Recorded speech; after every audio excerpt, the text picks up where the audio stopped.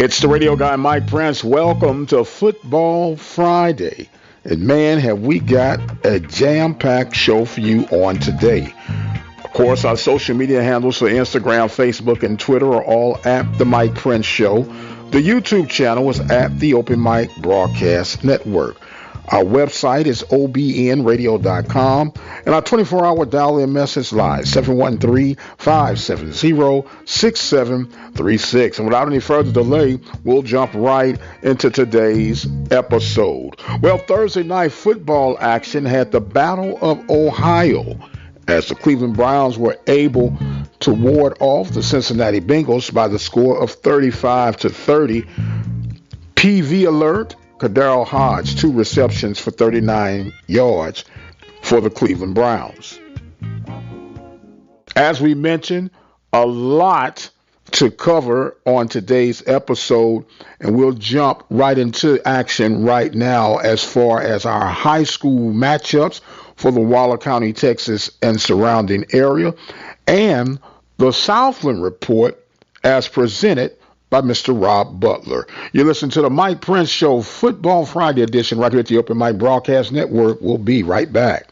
Brazos Valley Schools Credit Union has 13 different locations to better serve you. Locations in Rosenberg, Missouri City, Katy, College Station, Bryan, Brenham, and Waller, Texas. For more information, you can contact them on their toll-free number, 855-391-2149. Or you can send an email to information@bvscu.org. This week's Friday night football matchups by way of the Open Mic Broadcast Network and the surrounding area of the Waller County, Texas, will feature the Anderson Shiro Fighting Owls at Trinity Tigers. The Haregrave Falcons will be at the Navasota Rattlers. The Caldwell Hornets will head the Giddings to take on the Buffaloes. Belleville Brahmas will take on the Rockdale Tigers. Sealy Tigers will take on the Stafford Spartans. Sweeney Bulldogs will be at Hempstead to take on the Bobcats. Wharton Tigers will be at the El Campo Ricebergs. The Burton Panthers will take on the Iola Bulldogs. Shriner will take on East Bernard. Somerville will take on Granger. And Schnook will take on Milano. Those are your Friday night football matchups for the Waller County, Texas, and surrounding areas here at the Open Mic Broadcast Network. Don't forget, you can feature your team, program, or players by dialing our 24-hour message line, 713-570-6736. Serving the community through faith and athletics, the Open Mic Broadcast Network, Prairie View, Texas. This is Rob Butler with your Southland Report. We had a huge weekend for football, and I'd be remiss if I didn't mention a couple of major upsets involving former Southland schools. Arkansas State, which was a member of the Southland Conference from 1964 to 1986, went up to Manhattan, Kansas, and upset Kansas State 35-31. And the Louisiana Raging Cajuns, a member of the Southland Conference from 1971 to 1981, played at Iowa State and upset the number 23rd ranked Cyclones 31-14. But the kicker is how Houston Baptist played at Texas Tech. The Huskies were a 40-point underdog to the Red Raiders. They came close to adding to the Big 12 beatdown on Saturday. Playing a Power 5 conference team in football for the first time, the Huskies gave Texas Tech a major scare in Lubbock. A 2-point Huskies conversion pass in the closing minutes failed, ending Houston Baptist's attempted comeback, resulting in a 35-33 loss at Jones AT&T Stadium. Quarterback Bailey Zappi threw for a school single-game record 567 yards with 4 touchdowns and no interceptions in the air raid offense. Now, this weekend, there are 3 games to watch, and we're going to talk about each one. SFA plays at UTSA at 2 p.m. on ESPN3 Saturday. The Lumberjacks lost to UTEP 24-14 a week ago, while UTSA is coming off a 51-48 double overtime win at Texas State, and that happened to be Coach Jeff Traylor's debut. SFA looks to have a proven quarterback in Trey Self, but it will not be enough. UTSA wins this game over SFA 38-17. Now, next game is Central Arkansas at Arkansas State. Central Arkansas won the opener 24-17 over Austin Peay and lost 45-35 to UAB on a Thursday night. And Central Arkansas has a stellar quarterback in Braylon Smith and an outstanding wide receiver in LaJuan Winningham. Arkansas State lost their opener to Memphis, but they upset Kansas State last week. Arkansas State wins this game 42-21 over Central Arkansas. Now, last game is Abilene Christian at UTEP. Keep an eye on Iowa transfer quarterback Peyton Mansell. UTEP got demolished by Texas last week. I think this will be a close game, but the Miners win 28-24 over Abilene Christian. The NCAA Division I Council has approved spring FCS playoff football. The 16 teams from April 18th to May 15th. The regular season will kick off mid-February. 10 conference champions receive automatic bids, 6 at-large bids, and the national championship is May 15th at Toyota Stadium in Frisco, Texas. Now, Abilene Christian, Central Arkansas, and Stephen F. Austin, they're not currently planning to participate in the spring conference schedule. Houston Baptist only has 4 games this fall, so it may be part of the conference schedule. Now, McNeese is ineligible for the postseason due to a low academic progress rate. Stephen F. Austin is ineligible for the postseason due to improper certification of 18 student-athletes for competition and low academic progress rate. Now, in 2020 to 2021, schools can have what you call fall ball or spring practice, but not both. Beginning September 21st, teams may conduct on-field practice from September 21st through December 31st during the fall equivalent of spring practice. That's Rob Butler, Over Mike Broadcast Network. Attention all coaches. Whatever your sport is, we want to tell your story. Dial our 24 hours, 7 days a week message line at 713-570-6736. Leave your game results, team results, and player results on our 24-hour message line, 713-570-6736. Have sports, will travel. The Open Mic Broadcast Network, serving the community through faith and athletics, the voice of student athletics.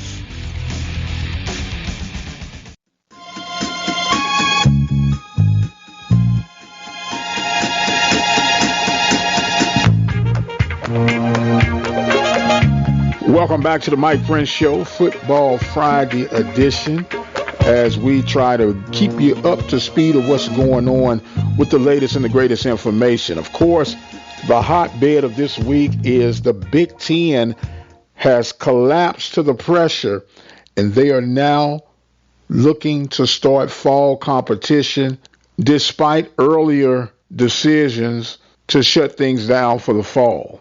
A lot of people are extremely excited in Big Ten country as they'll get football back into its rightful passage for the fall season. As we stated on yesterday's episode, we're not going to even get on that seesaw battle. Not only is it political, but it's financially motivated as well. And to each his own. The parents, players, they were asking for it. And you got to, at some point, if that's what the people want, then so be it. But I will make this note, and I promise you I'm going to move on. Rules of safety measures are in place for a reason. Personally, it took me a while to get adjusted to wearing seat belts. I hated the fact that you're going to force me to wear a seat belt, even though it's for the benefit of my safety, my well-being, my security, to help cut down on deaths that are caused by accident. In fact, I would be fined if I were not to wear the seatbelt. As a USA-born citizen, should I not have the right, if I don't want to wear a seatbelt, not to wear the seatbelt, but yet I'm ridiculed if I decide to wear a mask? I'm a bit confused on that, but as I promised, I'm not going to get onto that. We're going to continue to talk about football. Another hot topic this week has been the conversation of Deion Sanders becoming the head football coach at Jackson State University. The latest to that saga, Jackson State has released a statement that there have not been any quote-unquote official conversation pieces to go on with Deion Sanders in regards of the vacancy role at Jackson State. But then it depends on who you're going to trust, whom you're going to believe, as the reports continue to come out that it's all but a done deal. In fact, sources from all over the place are saying it's just a matter now that if conversations and negotiations do not collapse, it is all but guaranteed that Deion Sanders will be the next head football coach at Jackson State University. A lot of Jackson State alum and fan base are saying this is going to be the shot in the arm for JSU football to return to its prominence. It's been about a 7-year drought since JSU football program has been anything remotely close to what they've been accustomed to. Or the whispers have echoed to loud voices of concerns that it's time, and the time is now for the change to come. So, the bottom line is, if Deion is the chosen one, will he be able to get it done when it comes to X's and O's? We know the recruiting boost should be an increase in a great way in favor of JSU. Will Deion have the skills to put it all together as the chief operator of a Division I football program? Time will tell. As we creep further into this fall campaign, it is obvious of the impact that athletics have on each and every one of us. Some directly, others indirectly. But we must acknowledge that athletics has a driving mechanism that totally impacts everything related when it comes to high school, college, and of course, professional throughout this country. With that being said, the financial connections that are to athletics, what does the future hold for athletics as we once upon a time knew it? With the COVID attack, there have been reinventions and creativity of sources and avenues of getting things done. Will that impact the economic base when it comes to athletics? We'll be doing some more research on that to further break things down with that discussion. We're still working on finalizing our Sunday night lineup, but we thank our guests throughout the course of the week. Spoke with Greg Wrights from Lord's University about men's volleyball. And to my surprise, 70% of you guys, according to our little poll, said you would not be interested to see that come to the Southwestern Athletic Conference. But the SIAC has embraced men's volleyball, and we'll be keeping a close tab to see how that develops.